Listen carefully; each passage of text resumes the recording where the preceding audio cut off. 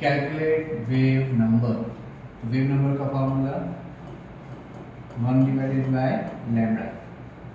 N B frequency, frequency nu is equal to c divided by lambda of yellow radiation having wavelength 5800 angstrom। तो आपके पास lambda available है, lambda is equal to 5800 angstrom.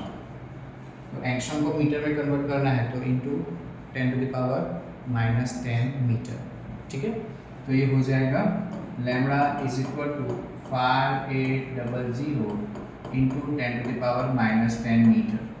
Metre हो गया।